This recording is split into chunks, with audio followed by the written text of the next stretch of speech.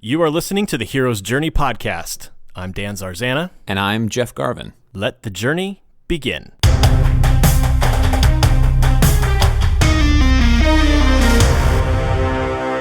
Welcome to the show. Welcome to the show, Jeff, and welcome, listeners. In this podcast, we examine classic and contemporary books and films through the lens of the hero's journey. And hey, if you are digging the podcast, please take a moment to go leave us a review on iTunes or Google Play, wherever you get your podcasts. That helps more people learn about the show, and it makes us feel better. This is episode 5, Ready Player One. Spoiler alert! Spoiler alert. We're going to talk about the whole plot from beginning to end. So if you haven't read the book or if you're planning to see the movie when it comes out in a few days, please don't be mad at us. You can pause, go back, listen to episode 0, get your brain refreshed on the concept of the hero's journey, and then come back when you're ready and listen to this one. But for those of you who are familiar with the story or just don't care, welcome to it. Ready Player One was written by Ernest Cline. It was his debut novel, published in 2011 by Crown, and the Steven Spielberg movie comes out in just a few days after the release of this podcast. Oh dear God, please don't let it suck. Please don't let it suck. I suck. want it to be good so bad. This is his wheelhouse. This is what he's made to do. This is Spielberg movie. It's written all over it. Yeah, this whole book is a giant reference to 80s pop culture, of which Spielberg was one of the engineers and the architects. Yes. So it seems like he's referenced in this book. Yeah. If he can just tap into his favorite stuff, he ought to be able to make this great. I'm looking forward to it, but with cautious optimism, for sure. The book, Ready Player One, won the 2012 Alex Award from the American Library Association and the 2012 Prometheus Award. And the audiobook, which Dan and I both listened to, is narrated by Will Wheaton, who also makes a cameo in the book. That must have been really cool for him when he's narrating the audiobook and have his own name in the book. Yeah, it's great. Meta. Well, without further ado, let's dive into Act 1.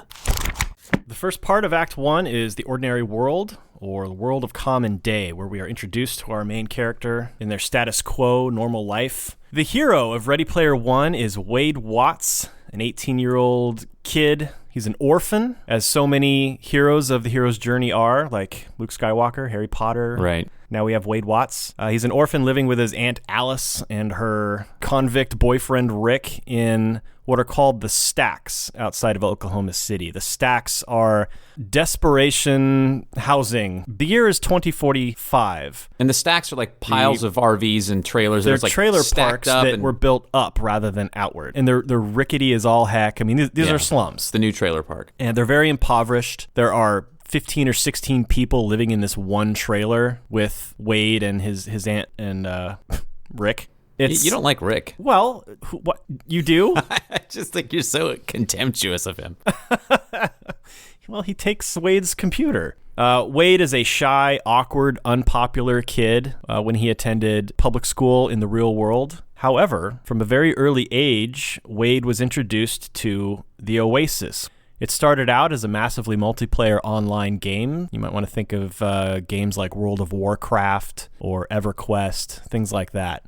That's what the Oasis started as, and then it morphed and grew and became basically synonymous with the internet. Businesses were built within the Oasis.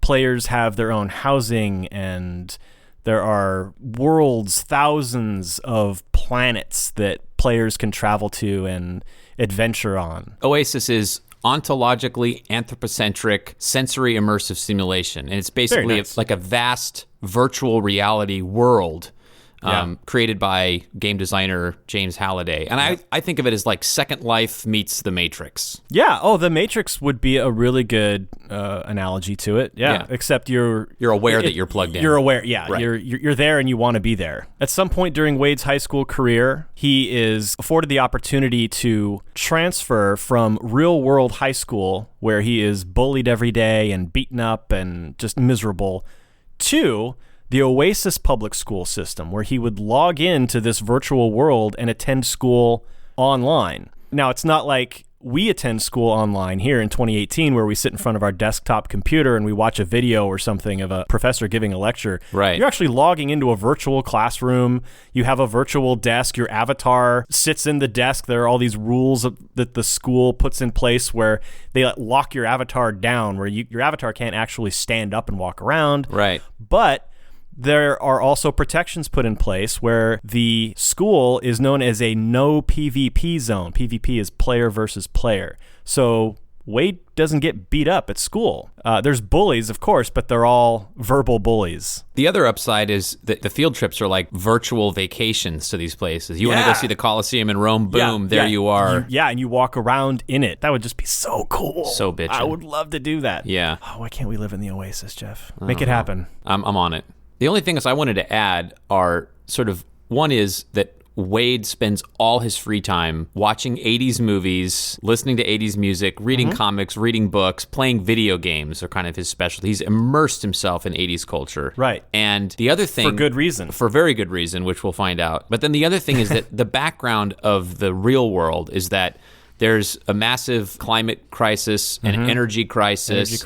He mentions how on the news feeds there's constant updates of, another city was destroyed by a mushroom cloud. Right. So there's obviously nuclear war happening. Mass poverty, dogs That's and awful. cats living together, mass hysteria. But yeah, the idea is that the Oasis has become an escape for the mass population to escape the miserable suffering of the real world. And the majority of the human population uses the Oasis. Right. Most people work and go to school and spend the majority of their time in the Oasis. Yeah. The way you log into the Oasis is you put on a visor that closes completely around your eyes, blocking out all natural light, and the visor draws the Oasis with harmless lasers onto your retinas, completely immersing you. Yeah, it's an immersive, perfect virtual reality. Yeah, and Wade has some gloves that he puts on, haptic gloves, so that when he picks up something in the Oasis, he actually feels that object in his hands. Yeah, the technology is to try and make it as realistic as possible. So on school grounds, Wade is known as Wade 3. That is his avatar name. He is the third student named Wade to be attending OPS 1873. They're not allowed to have avatar names because if you've ever been online, just check YouTube comments and look at some people's names. Like Smack 69. Thank you. Pimple grease, I think, was one that you don't want Ernest Cline mentions. You don't want your science teacher being like, pimple grease? Yeah. But off school grounds, Wade's avatar is Parzival, named after the Knight of the Round Table who discovered the Holy Grail. Great name. Foreshadowing? Also a Monty Python reference. Which is one of... Wade confesses later is one of his favorite films. Yes. It was also one of James Halliday's favorite films. James Halliday, the inventor of the Oasis. Part of the great joy of this book is loving every reference and the nostalgia of the 1980s and just totally geeking out on all the details. This book was definitely written for our generation. Yeah, it hurts to know that, but it is. Yeah. Just like the real world Wade Watts, Parzival is destitute. Yeah. He is poor. He is a third-level avatar with a small short sword, a shield, and leather armor. Yeah, it's like roll D6 and that's how much money you get. And he's walking around with these avatars that are, they've got spaceships, and after school he'll go out onto the lawn and he'll watch all of his fellow students take off in their spaceships that are all like X-wing fighters or Enterprises from Star Trek or the Serenity from Firefly, and it's just fantasy. It's fantasy made real in a virtual reality. Whereas he has to hitchhike off world to kill kobolds for XP. Right. And the other thing that I love about this book is he totally sets it up as the Richies versus the poor kids on the wrong side of the track, which is totally the John Hughes premise of every 80s movie. Yeah. I think that's it for The Ordinary World.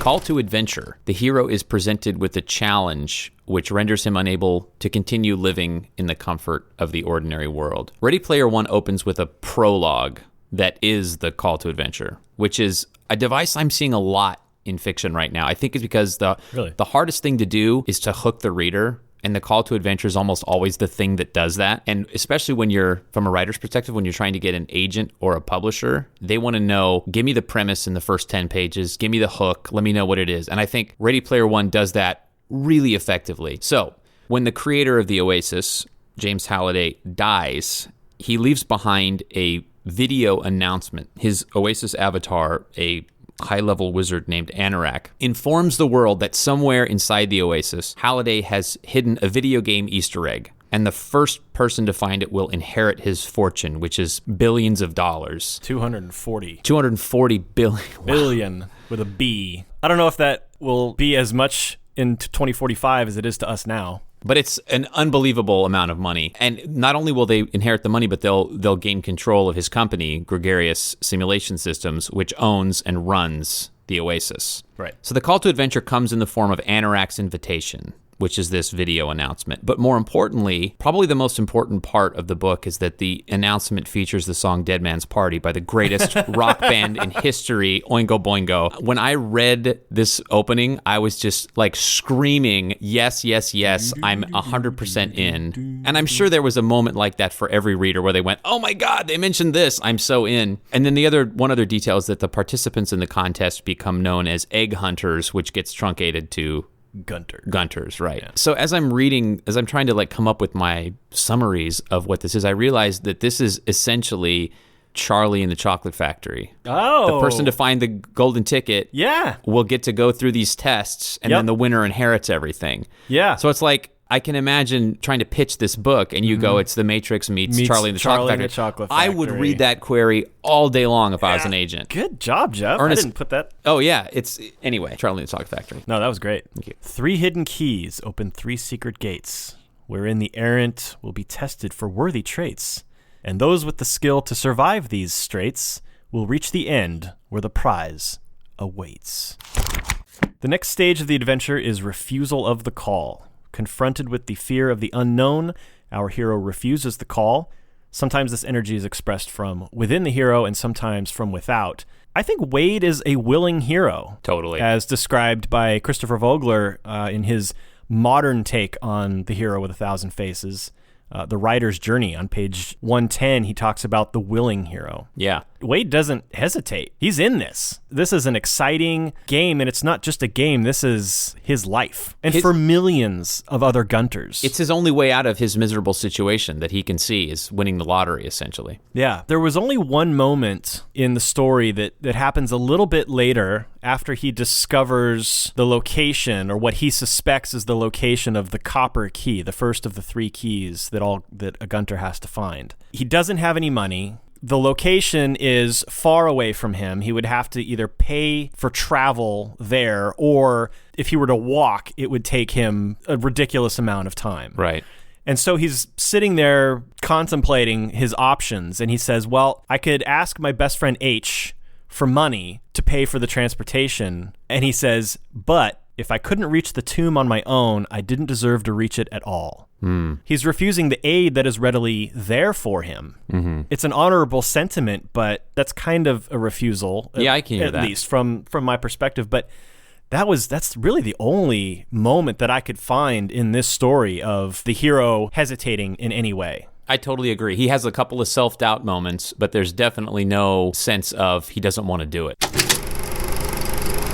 Meeting with the mentor. The hero receives counsel on how to operate in the special world. Campbell calls this supernatural aid, which is the unexpected assistance that comes to one who has undertaken his proper adventure. And I suppose it's relevant at this point to say that the special world is the hunt for Halliday's Easter egg. I think the special world is the Oasis. I disagree because he already goes to school and has a normal life in the Oasis. It's still a special world. He could not do that. He could go to school in the real world and deal with bullies every day, and he could not have access to the Oasis, which there are people who do. Yeah, there are homeless people who don't have access to that's true, but all of the call to adventure and the crossing of the threshold, all of that stuff occurs as he enters the hunt for real. So I don't think the Oasis is the special world because most of his ordinary world takes place in the Oasis now. I think it's pretty special. I agree with you, but I don't think it's the capital S special world of the hero's journey. I gotcha. And I did struggle with that a little bit when I was... It's distinct from the Matrix in that way, because when Neo enters the Matrix, he's just finding out about what the Matrix is. Right. And, when Harry enters Hogwarts, this is totally new Sure. to him. Sure. But for Wade, the Oasis is kind of a way of life. That's true. He grew up with it. So the mentor, and I I struggle. concede. I can see. You don't reject? You don't reject? You concede? No, I concede. By the way, how many times in your life now since that happened have you had the I reject moment? Because All the time. I have it all the time too. Halliday himself, through his wizard avatar Anorak, is the mentor here. He has left behind not only Anorak's invitation, but Anorak's almanac. Yeah. Which I is want to this- read that. Totally. I'm sure when the that- movie comes out, there'll be annotated Anorak's almanacs that you can buy for $59.95 at Barnes & Noble, and we'll both spend it. Yeah, well, I'm sure we'll get it. So Anorak's Almanac is this huge diary containing references to all of Halliday's favorite pop culture, including movies, TV, music, video games, and the almanac becomes Wade's primary guide Yeah. to navigating the egg hunt. Yeah. There are some other mentor moments later in the book with Og, Mm-hmm. and I think Artemis expresses some mentor function. Wade learns a lot from reading her blog, and she gives him advice and tries to keep him focused on the hunt. But I think posthumously, Halliday is the mentor here. Right. I agree. What about H? I would think he's a pure ally. H. Okay. When the future potential relationship between Parzival and Artemis begins to blossom, H is there to kind of warn Parzival. He Maybe says, I hope you know what you're doing. Maybe the romantic mentor there. Yeah. I can see that. H teaches Wade how to play joust, which becomes Ooh, very important solid point. in Parzival's quest to discover the copper key. One thing I'm discovering as we dive into all these stories and we're reflecting on, specifically on Campbell, because he was so focused on mythology, whereas Vogler is more focused on modern storytelling, is that in mythology, I mean, I remember when I was reading the long passages of, the Bhagavad Gita or even biblical passages that Campbell quotes in Hero with a Thousand Faces, the characters are one-dimensional. I mean, the angel comes down from the sky, serves a mentor function, and leaves. There's no relationship there. There's no, that person doesn't have to function as a three-dimensional human character for the rest of the story. And so, The art of storytelling had not fully developed yet.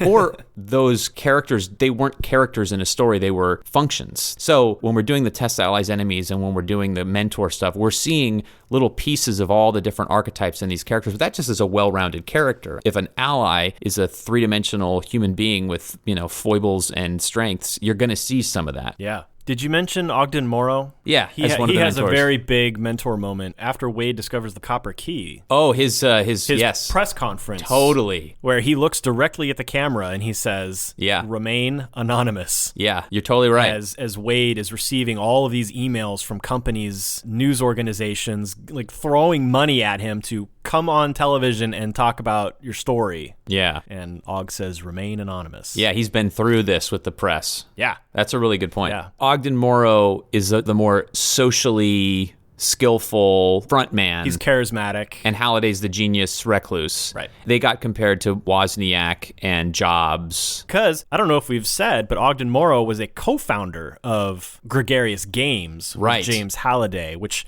became Gregarious Simulation Systems when it designed the Oasis. Yeah. Those two were best friends since high school when they met each other playing Dungeons & Dragons. So did we, Jeff. Oh my God. Sorta. That was the catalyst, I think. Yeah. So we should develop a video game? Oh God, that'd be and great. Get $240 million Billion. with a B.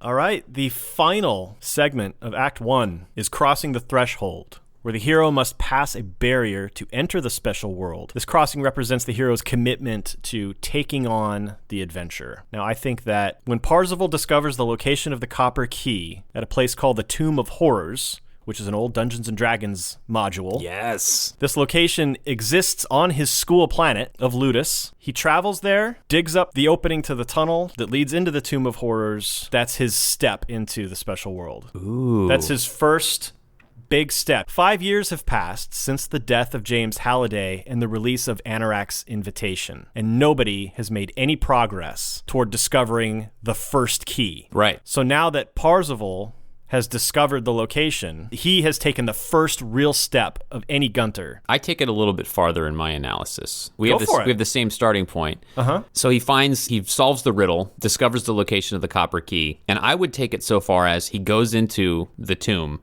Yeah. has to play joust to beat the demi-lich Acererak. Yes. Once that happens, Wade's avatar, Parzival, appears on the scoreboard. Right. Which means his participation in the hunt is now public. Right. The Gunters can see it.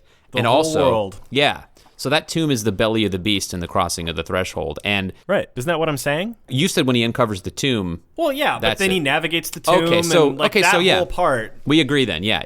It's that whole battle. And then once he's on the scoreboard, he invites the attention of the Sixers, who are these corporate stooges. And they're hunting the egg too, but they're hunting it on behalf of IOI, which is an evil corporation, Innovative Online Industries. Right. And they're bent on owning the Oasis so that they can take it over and monetize it. Yes. Basically, they want to turn it into 3D Facebook. Right. Because the Oasis is free. That's right. Users do not pay a monthly fee to access the Oasis, and IOI wants to change that. I loved that he included that sort of corporate struggle for control because it's such an echo of the way Facebook is being used by foreign governments and corporations to influence what we see and what we like. Well, that's the end of Act 1. We're going to take a break. When we come back, we'll have Act 2.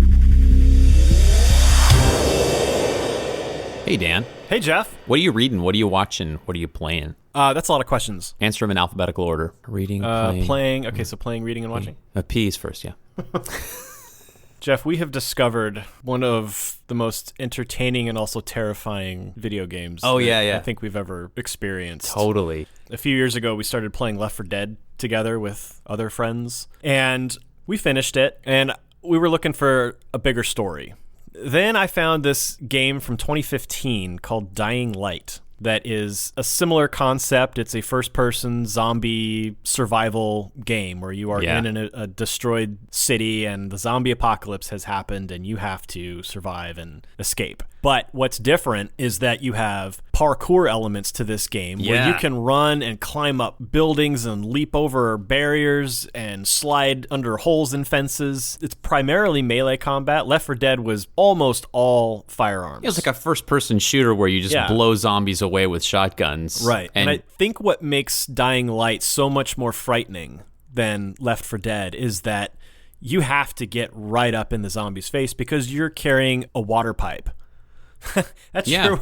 And they're harder to kill. And you have to beat them in the head a million times until they die. And they swarm you, and they kill you, and they eat your face off. Yeah, the whole thing is keep away from the zombies. You have to try and jump over roofs and stuff. And so you're trying to complete these missions amidst, you'll jump up on a roof and look down, and there's 36 zombies. And and then at night, if you let the night fall, these terrifying screams can be heard, and you can only see from the throw of your flashlight. It's terrifying. Yeah. My heart's pounding. I can't play it at night. I don't know how you are playing it alone. I wait for you and Scott because there's safety in numbers. Well, the other limiting factor is you keep finding these great games. I'm a Mac guy. Everyone else is a PC guy or a PS4 guy, or an Xbox. So I'm the only one of us that's like, it has to be a Mac compatible game, which I assume is terribly limiting for you when you're searching for these things. Yes, there just isn't that big of a market, I think, which is odd because doesn't Apple have they've got a huge market share. Yeah, I think that's just of home computers. That's just not the biggest cross section that they're shopping to, I guess. Well, thank you, developer Techland, for making that game available for Mac users. It's great. Now Jeff and I and Scott and whoever else wants to join us can participate in the terror. On the reading front, I just finished a really great debut YA novel. I read a lot of YA because that's what I write, by a guy named Derek Milne. It's called Scream All Night, and I would classify it as a contemporary with hints of horror. It's about this guy, Dario Hayward, who grew up on essentially a movie set. His dad is a B horror movie auteur, and he owns this mansion.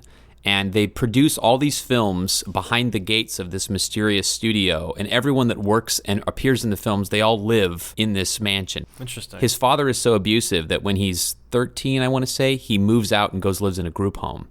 But then when his father dies, his father leaves a will that puts him in charge of the studio. So he has to come back to this place that has held his childhood horrors. Does he have to find 3 keys to get into the... No. The writing is so good.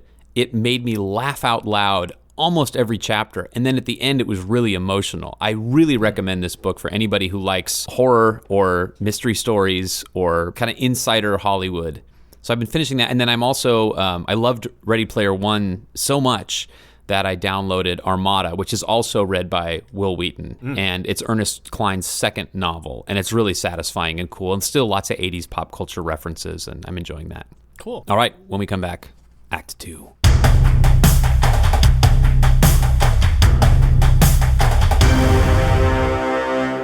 Act 2 begins with tests, allies, and enemies, also known as the Road of Trials. Now that our hero's in the special world, he makes allies, meets enemies, and has to pass a series of tests to prove his worthiness. So among Wade Watts / Parzival's allies are H, Parzival's best friend and longtime gaming partner.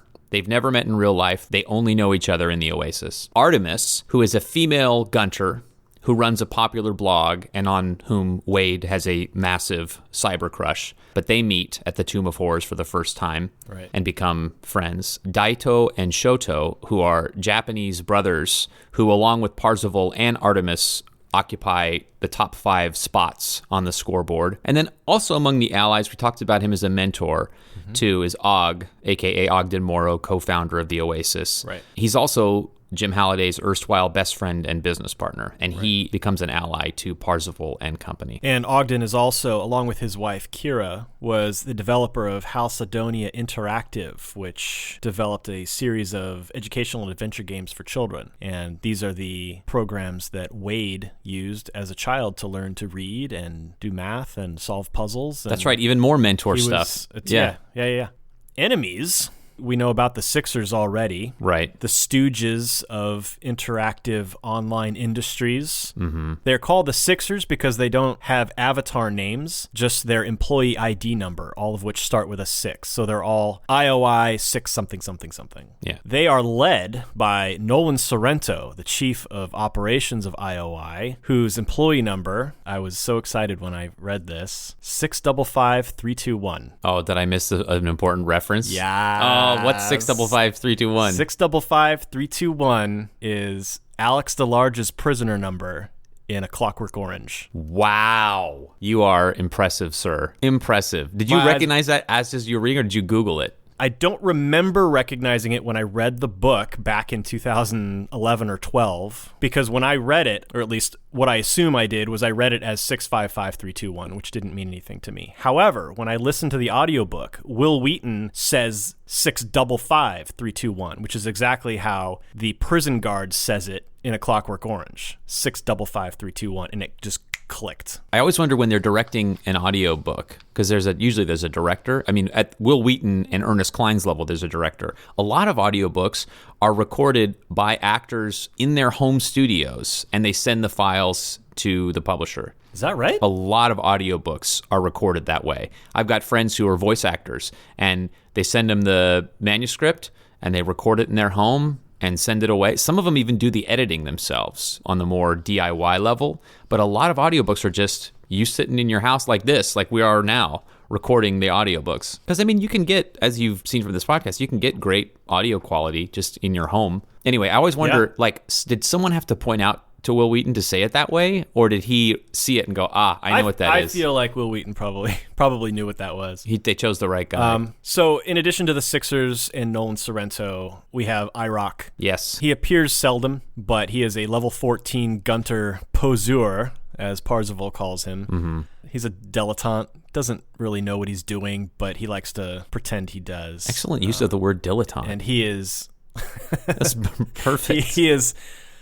He betrays H and Parzival later in the story. I just wanted to add one thing. As I was reading this or listening to the audiobook, I read it first in print, and then I listened to it, and then I listened to it again. Yeah, Will Wheaton does such a great job. Yeah. It occurred to me, the Sixers are IOI's unstoppable army of avatars, and they can have multiple operators jump into that avatar because they've got these hacked immersion rigs at their place. So they're unstoppable. They cheat. They're kind of like the New England Patriots of the Oasis. Oh my goodness. Only like the New England Patriots, they lose. Sorry. I realize the Super Bowl, by the time you hear this, will be super old news, but... Tests. I have a giant list of tests. Yeah, me too. Good, okay. But I was... Although, I will say that I feel like a lot of your tests are going to be what I've got as Approach to the Inmost Cave, because Approach to the Inmost Cave is huge. Oh, really? For me. Okay, so this is, again... huge. This is where we bang heads, because... can we rephrase that? I mean, there's bromance, but we can only take it so far. This is where we often butt heads, is that border between tests and approach to the Inmost Cave. Yeah, it's not a very clean line most of the time. I feel like I finally nailed it this time. So we'll see. I guess I'll list my tests, and you can say, stop, this is where my approach begins. All right. And then we'll just move into your approach. Okay. Rather than have us rehash the same set. So stop me if you've heard this one before. All right. So the first test is he finds the first gate. Stop. I knew you were going to do that. I'm predictable. He finds the first gate at a simulated version of Halliday's childhood home, and he clears it by knowing war games by heart. Mm-hmm. Which we should totally do war games on this podcast, because it's such a great movie. Yeah. The second test I see, he has a face-to-face with Sorrento via chat link. Sorrento invites him to join the Sixers, and when Parzival refuses, Sorrento reveals that the Sixers know Wade's true identity, and they threaten to blow him up in real life. Also, during this chat session, Sorrento kind of lets Wade know that H and Artemis are on their hit list. Wade thinks he's bluffing about blowing up, refuses, logs out. The Sixers blow up his trailer, killing his aunt and Rick and a bunch of his neighbors. And fortunately, Wade is logged into the Oasis from his hideout, which is in a junkyard near the stacks. He's discovered an abandoned van that's in this junkyard. So the stakes go way up here. Wade survives. Yeah, the Sixers, suddenly it's not a game anymore. This is real life. Yeah, the Sixers real think lives he's... are at stake, and real lives have now been lost. Amen. The great thing, though, is that the Sixers now think he's dead.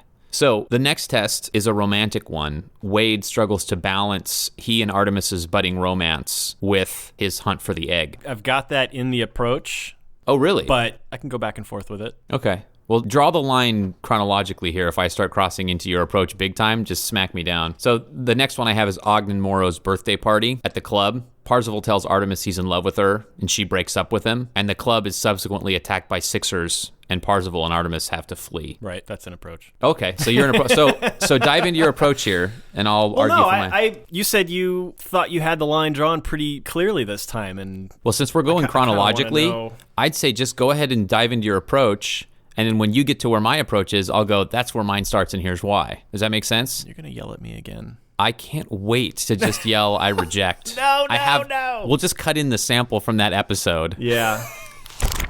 All right, so approach to the Inmost Cave, where the hero reaches the edge of a dangerous place where the object of his quest is hidden. The edge of the dangerous place. No.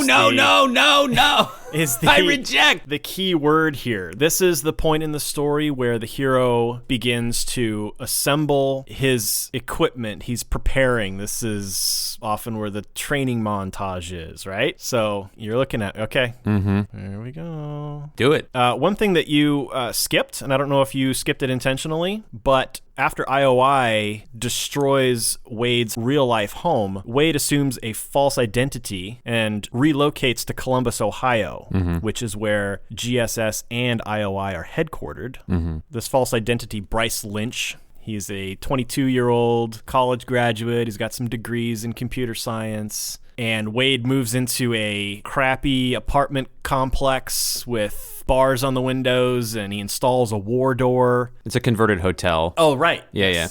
Any argument yet? Oh, I'm still in test. Was this a test? His relocation to Columbus? His relocation is just a reaction to the Sixers blowing up his house, and he wants to get a better connection to the Oasis. So he moves as close as he can to gregarious simulation systems. Okay. I think it's an important part of the story, though. Oh, I agree. So the birthday party happens. Parzival is distraught when Artemis breaks up with him, although per Artemis, they were never really dating. We also forgot to mention that the reason he can suddenly afford to move and get an apartment is because he gets all of these sponsorships. Essentially, his avatar becomes a spokesperson for all these different brands of Oasis-related products and haptic rigs and all this equipment. So all of a sudden, he's got income. But it's still not enough because he's spending so much money in the Oasis traveling around doing eggs, so he also takes a job as a tech support rep online. So Parzival is distraught after Artemis breaks up with him. He spends months trying to track her down, get her to speak with him, even going so far as to stand outside her stronghold with a boombox over his head, playing Peter Gabriel's In Your Eyes, a la Lloyd Dobler in Say Anything. So awesome. So at this point, Artemis has taken on the role of Joseph Campbell's woman as the temptress. The role of the woman as temptress in Campbell is to pull the hero off of their quest, to distract them. And that's exactly what Artemis has done here. Fascinating analysis. You're mocking me. No, that didn't occur to me as I was listening to the book and reading it. Parzival also joins Daito and Shoto in a series of quests in the Oasis based on the Japanese television series Ultraman. And when they successfully complete that quest, they are awarded a rare artifact called the Beta Capsule. Right. Which can be used once a day, and it turns the user into Ultraman, who is a very popular Japanese superhero. Yeah. In a gesture of goodwill, Parzival gives the Beta Capsule to Daito and Shoto. He gains great face with them, saying, this was a Japanese cartoon, this should belong to you. All this time, Bryce Lynch is continuing to work as a helpline operator. Right. And Artemis finds the Jade Key. Yep. And takes first place on the high scoreboard. Parzival berates himself for losing his way and decides he's going to refocus. He's going to get his head in the game. Is all of this tests for you? Absolutely. Really? Okay. He plays a perfect game of Pac-Man while he's trying to find the key. And he's awarded this quarter, which he doesn't know what the purpose is, but it's got some kind of magical property. And you imagine it has to be something special because there are very few perfect games of Pac-Man that have ever been played. You can tell that Ernest Cline has a background in writing movies because there's nothing wasted in this book. Every moment has a payoff, including this perfect game of Pac-Man. While Parzival is playing this game of Pac-Man, the high scoreboard updates again, and now H has found the Jade Key.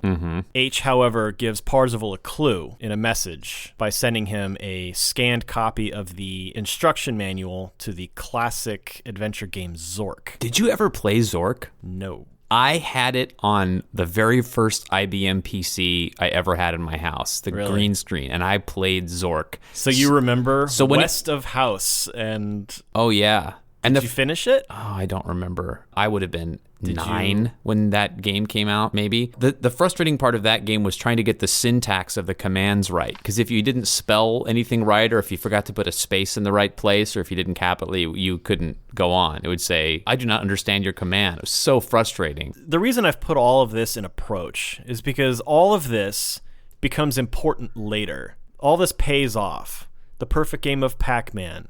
The giving of the Ultraman capsule, the Beta Capsule to Daito and Shoto. Well, let me take the next couple things that I still consider are tests, and then I'll show you where I draw the line. Okay. So you're right. H gives Parzival a heads up, but it's payback for Parzival essentially leading H to the tomb of horrors. Yeah. Yeah. Because once that happens, it opens the floodgates. Suddenly everybody figures out where to go. H has inside information on Parzival and knows where Parzival goes to school. Yeah. So that aids H. It's not like Parzival dropped a hint.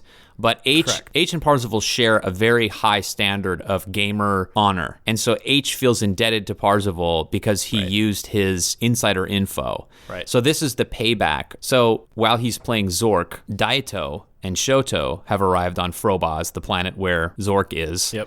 And Daito dies. And he leaves Parzival the Beta Capsule in his will. So again, this is payback for Parzival having done something altruistic earlier in the story. Right. So not only does he win the Beta Capsule, but he wins an ally in Shoto. Shoto was somebody he knew. And we also discover at that moment that Daito and Shoto weren't really brothers. Yes. They had never actually met in person either. They both lived in Japan. They were both online friends and decided that when they joined the Oasis, they were going to pretend to be brothers in the game. So you bring up a great point, because what we haven't talked about also during this tests phase, and to me this is still a test. This is approach. Well, when Wade moves to Columbus, Ohio, he is so overweight and out of shape from his heartbreak with Artemis and his just constantly being plugged into the Oasis that he decides he can't go on living this way anymore, and he turns on a fitness lockout feature. He can't log into the Oasis until he's done his workout and burned more calories than he ate that day.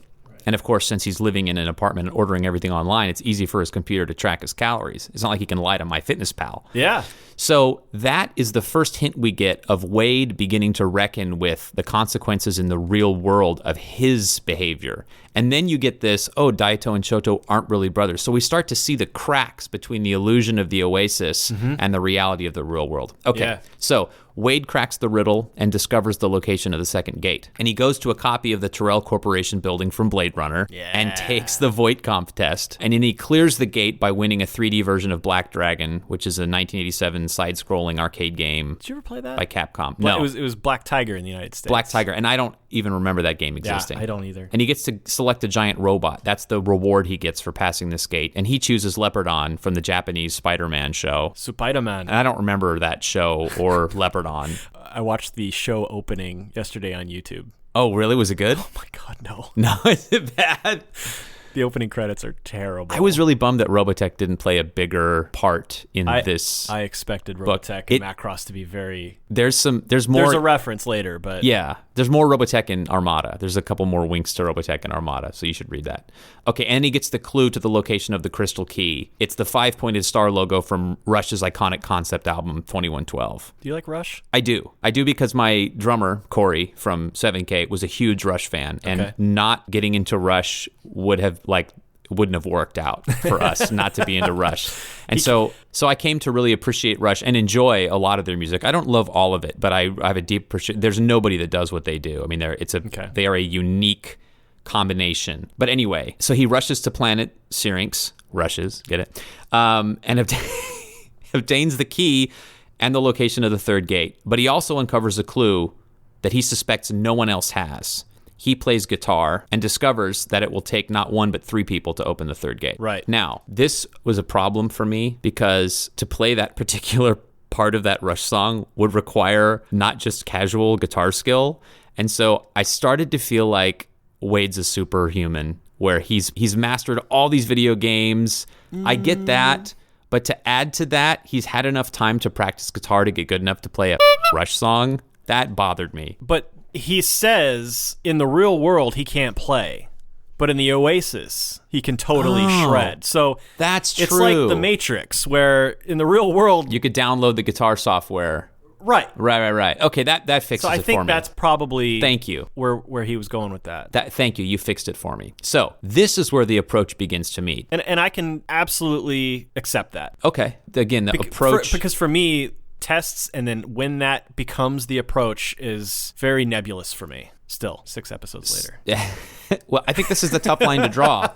I think in screenplays, it's very clear. So I'll be interested to see where it happens in the movie. Yeah. Because I think the director he may not know, but he has to make a decision. This is when the third act begins. So when Wade arrives at Castle Anorak, which is the location of the third gate, he discovers that the Sixers have erected an impenetrable shield around it. And they're surrounding it with a massive armada of troops and tanks and vehicles. Right. And Wade knows no one will be able to fight their way in. So he hacks his own financial records in the real world to make it look like he is defaulted on his IOI credit payments. So some goons from IOI show up at his apartment, cut through the wall, and take him into custody as an indent, an indentured servant, until he can repay his debt. To me, this is the tractor beam pulling them into the Death Star. Right. This is the point where he says, I can't fix this in the Oasis. I got to go in the real world and fix it. So to me, that's the delineation that makes this the approach to the Inmost Cave. Yeah, I buy that completely. Ordeal. The hero faces the ultimate test, often risking death to overcome his worst fear, sometimes appearing to actually die. Now, I think this is where we're going to disagree hugely. Well, just don't be wrong. Because my approach has extended past where Wade infiltrates IOI as a fake indentured servant. He goes through that whole process, hacks the IOI database from within, downloads dossier files on himself and the other members of the High Five. Daito's file has a big red X on it. So this is still approach to you? Yeah. So what's the Inmost Cave then? The Ordeal is the battle outside Castle Anorak, which I know you're going to yell at me. No. Okay. let me dive in here. So the goons from IOI put him in shackles, put him in a van, and take him to IOI headquarters, where he's under constant tracking and surveillance. And he uses his hacking skills, along with some admin passwords that he bought on the black market months ago, and he hacks into the IOI servers and obtains the information he needs to defeat the Sixer army. We don't know what the information is yet. Ernest Cline sort of holds that back as a surprise, but we know he has it. He's never more at risk of personal injury and of failing at his quest than he is in that moment, because he doesn't know if he'll even be able to escape. This is being in the Death Star, getting the plans from R2-D2. This is the Inmost Cave when he's at IOI. I agree with you. And there are two other moments of Ordeal in Campbell that match, which is Atonement with the Father, which is when the hero must confront whoever holds the ultimate power in his or her life. And for him, it's the creator of the Oasis and IOI, who threatens to take away the world that he values so much.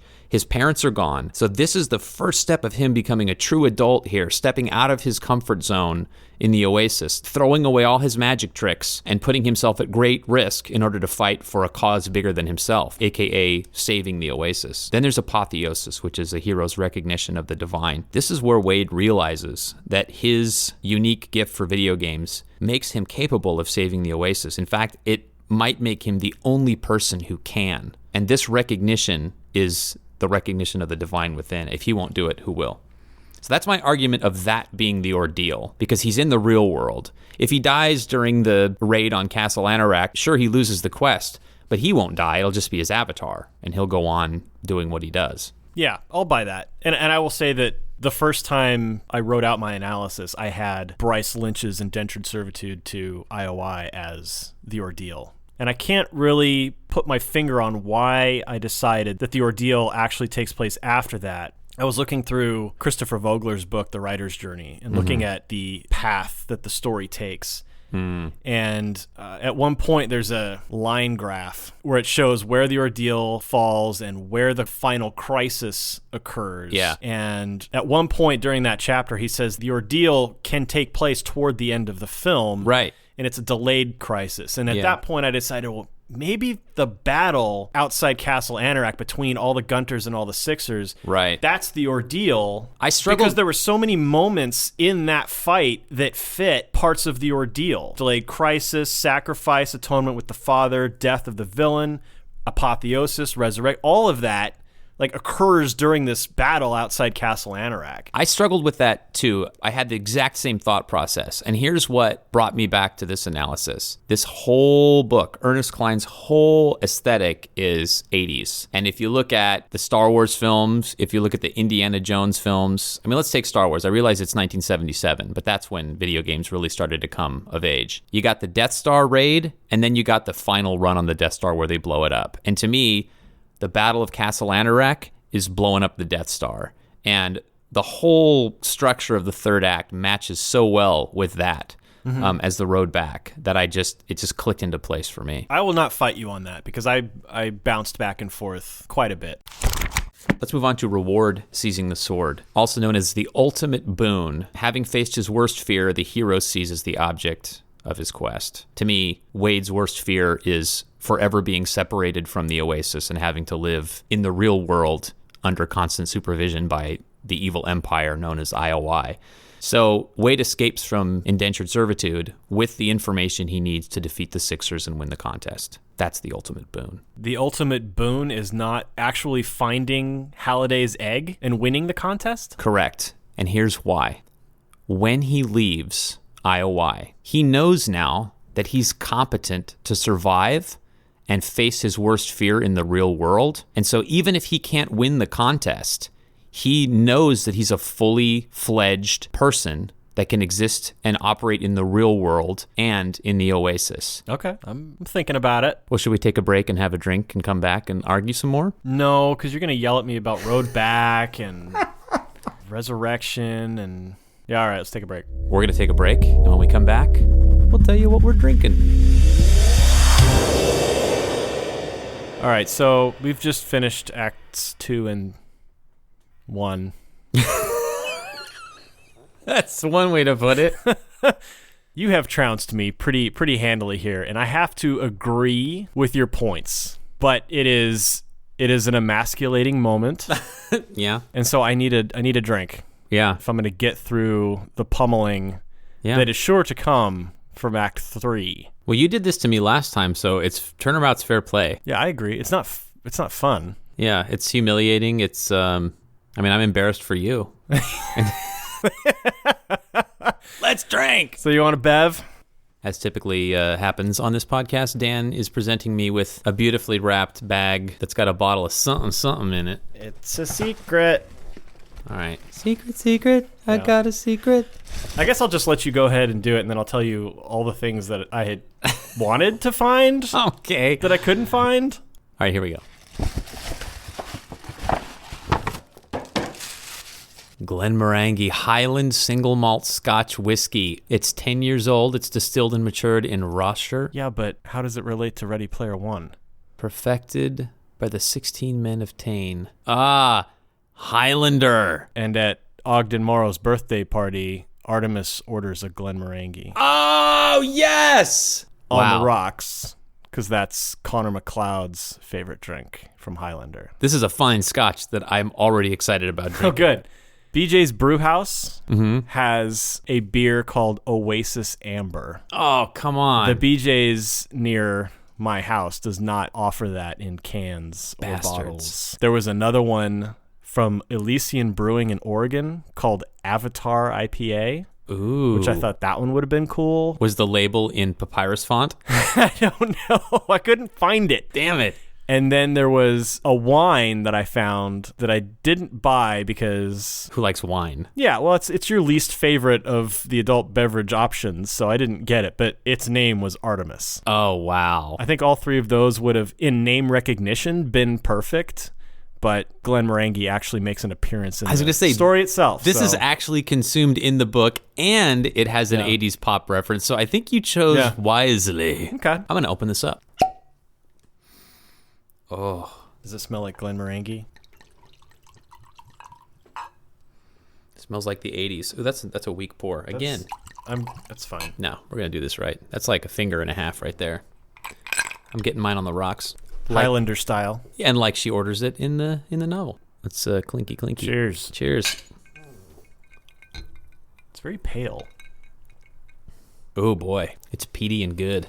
Less so than I would have expected. Yeah, it's not. It's a very mild. This is a Scotch, right? Yeah, it is. It just doesn't taste as earthy as I like my Scotches, like Lafroig and. Well, I mean, you like Lafroig and the Balvenie. You like those super, super aggressive, rip the taste buds off the sides of your tongue Scotches. I enjoy this. I'm going to enjoy drinking this throughout the rest of the podcast.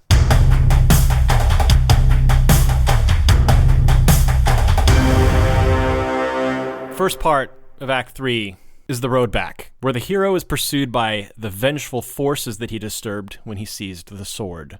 You have established that the sword in Ready Player One is... The battle plans to the Death Star. No, sorry. Yeah, it's the information which we haven't been revealed yet that is going to empower Parzival and his friends to defeat the Sixers and win the contest. Well, but you were saying that it's the belief in himself that even if he doesn't win the contest, he can survive in the real world as a normal human being without Oasis access, without existing in the Oasis. Right, yeah. So I think the ultimate boon here is the idea that however this pans out, he can survive. I think maybe part of my problem with that being the ultimate boon is that I didn't get that out of that part of the story. I didn't get him escaping the IOI building and getting to the Oasis parlor, dialing. There was nothing in that I read as, Wade, now he's got this new confidence that he can carry on in the real world. It begins when he initiates the fitness lockout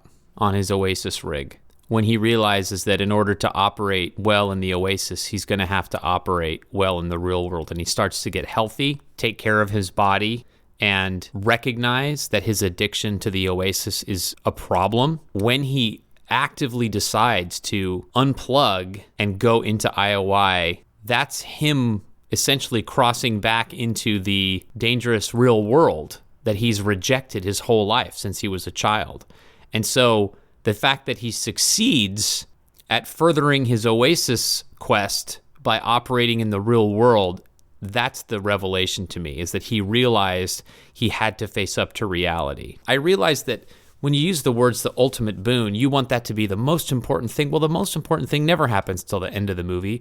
Otherwise, the movie would end there. Now, you brought up something really interesting when we were talking about Act 2 that I think I sort of glossed over, and you were entrenched in my, beating you down about it. But you talked about... I was defeated. You talked about in some stories the crisis is delayed and it happens in the third act. And I think you're right. I think the battle for Castle Anorak is by far the biggest, most exciting part. But the way I distinguish between the ordeal and the big victory at the end of the book is that when the ordeal is over, there's not a feeling of, yeah, we won. There's a feeling of, we barely survived with our skins. And now we have to take that narrow victory and spread it back into the world. So it's we barely got out of the Death Star. That's what happens at the Battle of Castle Anorak. No, Sorrento's got he's in his Mecha Godzilla and he's just demolishing Gunters, and there's this huge battle. Shoto sacrifices himself so that H and Artemis can get inside the castle. Where does the road back begin for you? From my perspective, I didn't really see a road back much. The vengeful forces are pursuing Parzival ever since he finds the copper key. From that moment on, he's being chased. Well, I'll dive into my road back. Yeah. And you can comment. So... comment. Whatever, comment. He spits it out. Destroy, rip me apart, whatever. No, that's not going to happen. So Parzival meets with Artemis, H, and Shoto in H's basement, and he warns them that the Sixers are coming to track them down in real life. Those are the vengeful forces. The Sixers have finally realized these three people are a threat. We're going to end them in the real world. Yes. And then in what I consider to be a Deus Ex Machina moment, and Deus Ex Machina literally means God from the machine, and it's the idea that some magical force comes to save the heroes from their worst moment. It's usually a very disappointing moment, at least for me. But yeah. I guess you could also consider, part of the hero's journey is the rescue from without. Right. It's the Han Solo saving Luke Skywalker at the last possible second. That's kind of what this Ogden Morrow moment is. Yeah, so Ogden Morrow, a.k.a. Og, reveals that he's been eavesdropping on our heroes the whole time, and he invites them to come in real life to his compound in Oregon, where he's got all the technology necessary for them to combat the Sixers with everything they've got. Now, they kind of earned it. And again, I think you can see this as the supernatural aid from the mentor coming late in the so it is a little bit Deus Ex Machina, but it's also like the odds are stacked against them so highly. They need assistance from somewhere, and it comes in the form of Og. Yes. Parzival then broadcasts a message to every Oasis user, come join this battle. Extra. Come fight the bad guys. It's the call to arms. Yeah. H goes to pick up Wade in his RV and reveals that H isn't a he, but a she. She's really Helen Harris, not the white dude her avatar had Wade believing, but an African-American girl. Yeah. And Og charters planes for Shoto and Artemis, and then the four of them converge at Morrow's compound in Oregon. Yep. They log in, and they begin the assault on Castle Anorak. To me, that's the road back. Yeah, I agree with that. As part of the road back, there's this concept of the magic flight, which we visited in other stories. And there's two kinds. If the hero entered the Inmost Cave with permission, then supernatural forces aid him in his return. But if he snuck in without permission and stole the treasure from the dragon, he has to run for his life. Kind of entered it with permission. Well, I think he entered IOI without permission and stole the stuff and got out. But they brought him in. They went and got him and they abducted him. When he hacked into their network, that was not with permission. Sure. He was there with permission to be an indentured servant. So he steals the treasure. So Shoto sacrifices himself, right? As the three of them are doing the assault on Castle Anorak, you've got Sorrento in his giant mech and they battle, and Shoto sacrifices himself. So now instead of four, there are only three, Parzival, Artemis, and H, and it takes three to open the third gate. Parzival defeats Sorrento, right? Defeats the villain. Right. Well, his avatar anyway. It's kind of symbolic because we know Sorrento's just going to jump into the next avatar. Yeah. And what happens in the Oasis is if your avatar is killed, your level resets to 1, you lose all your items. Right. But the Sixers are allowed to, they've got hacked rigs so they can jump into other avatars. Yeah. So theoretically, Sorrento, the man, could jump into some other Sixer avatar and control it. Exactly. So right as they open the gate, the Sixers activate the Cataclysm, which destroys everything in that sector. And that leads us to Resurrection. In Resurrection, the hero is purified by death, either in a literal or symbolic way, and returns to the land of the living a changed person. Everything's been destroyed, but Parzival finds himself still alive because that quarter he won playing the perfect game of Pac-Man turns out to be an extra life. So Parzival survives the catalyst and enters the third gate alone. In the default skin of a black t-shirt and blue pants. Right. He's lost all of his items. This third gate has two parts. First, he has to play a crazy tense game of Tempest. Do you remember playing Tempest in the arcade when you were a kid? I didn't remember it by name, but when he's describing the game, then it sounded familiar. Yeah, so it was I think I've played it. You had a knob, and your player would sort of rotate around this tunnel that you were going to. It was terrifying vector graphics game. It was just not fun at all. It was very stressful. Yeah. So first he has to play the game of Tempest. Which is not his best game. Right. And he admits it. Og, at this point, has patched in H, Artemis, and Shoto into Parzival's feed so that they can speak to him and they can see what he sees. Right. So a little more supernatural aid from Og. Well done. Artemis is able now to assist Parzival when she informs him of a glitch in that particular version of Tempest, where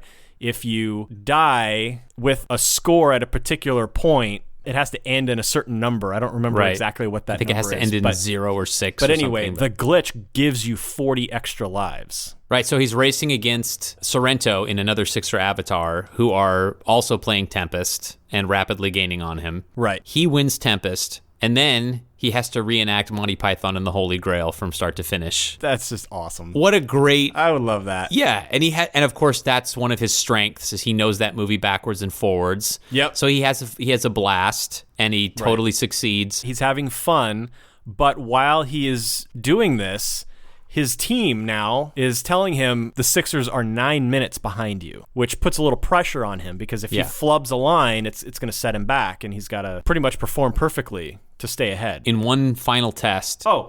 We didn't specify. The reason because the Cataclysm destroyed every avatar in the sector. The Sixers very wisely kept 20 of their avatars outside the sector, right? So that when they detonated the Cataclysm, they would come in to the now empty sector and enter the Crystal Gate. And we didn't bring up the fact that the Cataclysm is planted as an item in the first act. We just didn't bring it up in our analysis. But it's not by the way, here's a magic bomb. Like it's discussed early on. Planted early pays off at the end. Yeah, if you have a gun in Act 1, you have to someone has to get shot in Act 3. So in this final test, he has to guess. It's good. He has to guess Halliday's password, and the metaphor here is in War Games. Professor Falcon uses the password Joshua because that's his son, because that's the one he cares the most about. Mm-hmm. And Parzival/Wade cares so much about Halliday and all that culture that he asks Og, before they plug in and start this battle at Anorak's castle, he asks, why did you and Halliday have a falling out? What happened? And Og tells him he was in love with my wife, and I don't think he ever got over it. Right. And also from his reading about Halliday, he knows that Halliday was never actually able to address a member of the opposite sex. He was too shy, so he only ever referred to her as her D&D character name, Lucasia. Right. So that's the password. So it turns out all of Halliday's tests were really, I want to be known. I want my legacy to carry forward. I want someone to have known me, even though I'm critically shy. I want someone to have known me. Someone remember me as me, not what I did. Exactly. The Sixers never could have. That's beautiful. Yeah, right? It's such a beautiful thing. So that, to me, is all resurrection, because even in that moment, Halliday is resurrected because he gets known, and Lucasia, a.k.a. Kira, is resurrected because his love for her is finally known to someone other than Og. That's resurrection. So now we've reached the end. The return with the elixir. The hero, having won some precious treasure or reward, now returns to the ordinary world to share the spoils of battle. Quite literally, sharing the spoils of battle is what Parzival does, because Parzival completes the Monty Python flick sync simulation. Yeah. That puts him into a simulation of Halliday's office, which is just full of classic computers and gaming consoles, Atari 2600s, all the way up through PlayStations and Xboxes. It's like a museum. Yeah. He enters Lucasia as the password onto Halliday's computer. That powers up the room. And then Parzival is free to grab the game of adventure off of the shelf and play through it to find not the Easter egg that the original adventure programmer programmed into the game. Right, not Warren Robinette's secret credit. Created by, because as we learn early on, early Atari didn't give credit to the creator of the Right. game. Amazing. Parzival knows he's got to play adventure. He's got to find the Easter egg in that game. And in this case, it's not Warren Robinette's name. It's a little digital egg. Yeah. And when he finds it, he puts it in the chalice and then trumpets blare. Yeah, so as you mentioned, he agrees to split his winnings with H, Artemis, and Shoto. He's spreading the reward Evenly. Part of Campbell's road back is Master of the Two Worlds, and this is particularly poignant in Ready Player One because now Wade/Parzival is literally invincible in the Oasis. Anorak, he gives his avatar infinite power, infinite hit points, and the ability to do just about everything. And he's now a multi-billionaire in the real world. So he is truly the Master of Two Worlds. But the other Master of the Two Worlds is now that Wade has met his best friends in real life. He's accepted H for who she is, not at all what he expected, but he's accepted her for who she is, and he's managed to consummate his real-world romance with Samantha/Artemis with a kiss. He has proven himself to be a fully functioning person in both worlds. In The Hero with a Thousand Faces, Joseph Campbell has a section called The Freedom to Live, and I felt the last line of this novel was a perfect representation of that. When Wade has navigated his final test, which is the hedge maze at Ogg's estate, where Samantha has agreed to meet him for the first time, and Wade says, for the first time and as long as I could remember, I had no desire to log back into the Oasis. So he has allowed himself to live in the real world, engage in a real relationship with a real person. This is the result of some mentoring by James Halliday when he, as Anorak, bestowed all of his power and all of his wealth onto Parzival after he had discovered the egg. James Halliday said, don't make the same mistake I did. Don't hide in here forever. Yeah. Wade took that to heart. He's met Samantha, and he has no desire to log back into the Oasis. There's that atonement with the father. Wade has accomplished the two things that Halliday never could. He found a really great reason to unplug. Yep. And he was able to express his love to a real woman in the real world and have it reciprocated. Right. In Meeting with the Goddess, there is a section here that I thought if we just replace some names, it applies pretty well to this story. So when Psyche, or Parzival, had accomplished all of the difficult tasks, Jupiter, or Anorak himself, gave to him a draft of the elixir of immortality, Halliday's egg, right, so that he is now and forever united with Cupid, Artemis, his beloved, in the paradise of perfected form. I read that in Campbell, and I thought, whoa, that's absolutely the end of this book. Yeah, it's great because Ready Player One is such a meta journey through other pieces of popular fiction and art and video games. And it is in itself a great story, which is what makes it such a great reflection of all the stories we've loved growing up, all the Spielberg movies and the video games and the 80s music. So even if you were to strip all of those pop culture references away, this is a great story that adheres very well to the hero's journey, and it's such a satisfying expression. I have to say, as painful as it is to be schooled as badly as that, I think one of my favorite things about this podcast is the additional perspective on stories. If only stories are subjective. You can read a story or watch a film and glean information from it. You'll relate to different parts of the story differently than other people will, and it's valuable to get that other person's perspective. It totally is, even if it completely changes your perspective, which is what you just did to me here with Ready Player One. So, if only people in the real world were as open to having their minds changed as you and I are by one another, the world would be a much better place. That's it for this episode, but before we go, we want to extend warm birthday greetings to the man whose life's work inspired this project and countless others. Joseph Campbell would have been 114 years old on March 26th. So happy birthday, Joseph Campbell. All right, ladies and gentlemen, thank you for sticking with us on this ride. Join us next month, April, baseball season. Yes. Field of Dreams.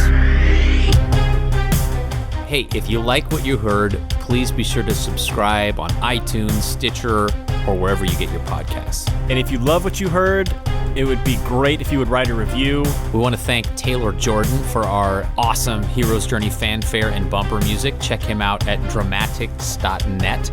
and to Dean Ethington at DAE Design for our logo. And we want to thank Glenn Morangi for this fine, fine single malt Scotch whiskey. I want to point out that we thank these distillers and vintners and brewers Right. for their products. Right. We're actually going to the store and buying these things ourselves. If you would These like, aren't- if you would like us to test your liquor live in a podcast environment, please email us on the website. We would be happy to test your fine liquor. Ready Player One is copyright 2011 by Dark All Day Incorporated.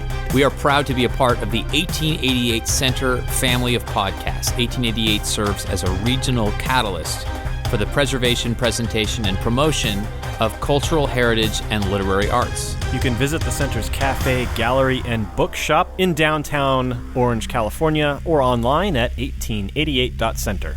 The next time you are online, please go to Twitter, follow us at Heroes Podcast, take out your phone, open the Facebook app, and like us on facebook.com/Heroes Journey Podcast, and check out our informative, hilarious, and sometimes revealing show notes at heroesjourneypodcast.com.